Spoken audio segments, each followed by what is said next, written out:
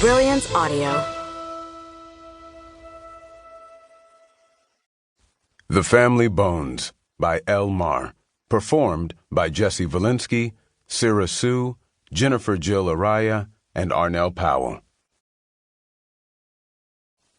The man rages in the packed courtroom, visibly spitting as he denies the allegations of murder.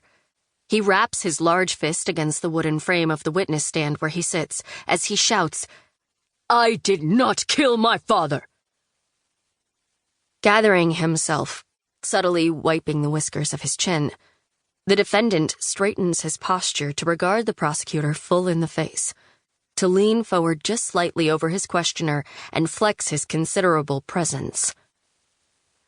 "Certainly, a man of my position would not deign to such a primitive act." "And what position would that be?" the young prosecutor queries, nonplussed by the defendant's show of gentility. "A psychopath?" Chaos erupts in the courtroom, the sound muffled in this recording from 1945. From the camera's fixed vantage point, the defendant's expression is clear. A sneer curls his upper lip. Then a smile.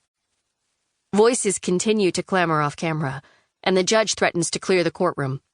But the defendant slowly turns his gaze to the right. He locks eyes with the camera's lens, terrifying any of the psychology department's graduate students who dare to step back in time with this killer. I pause the footage on the computer screen.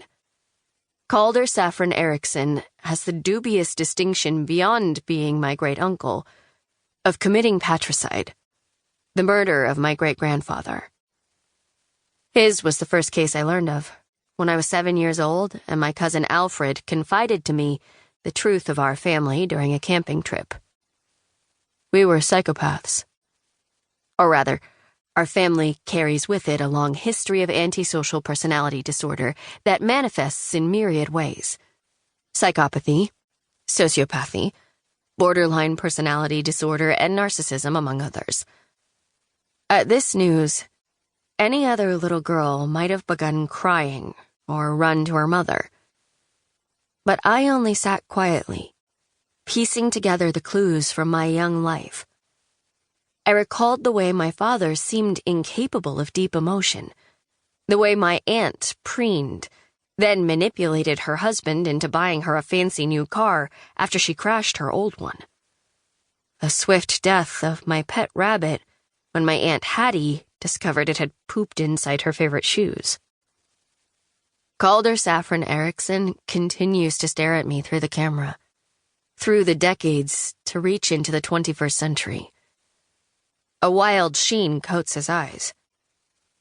He would later be found guilty due to evidence that proved his motive and opportunity to go after his father. I suspect it was this moment during his trial that began to sway the jury away from his deep blue gaze, his all-American copper-brown hair that curved in the slightest wave.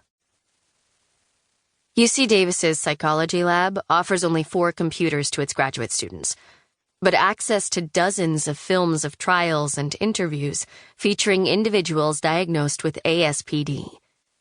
Some, like the one I just watched, are old-timey black and white files, grainy even with the best overhead lighting, while others are more recent, displayed in full color with HD. The Freedom of Information Act allows institutions of higher learning access to a long, though not exhaustive, catalog of trial footage. I'll take it any way I can get. "Olivia, you're still here. It's almost 4:30. Professor Marks stifles a yawn as he enters the small room. His closely cut black hair is nearly covered by a knit beanie. Deep laugh lines grace his temples. "Right, yeah, I'm just finishing up." I scan the notes I've made on Calder Saffron's behavior during the trial. I've seen this footage before, many times, and this last moment always strikes me. The instant he stopped acting. When he let the facade of an upstanding young man slip, and he was no longer trying to manipulate the prosecution, the judge, the jury.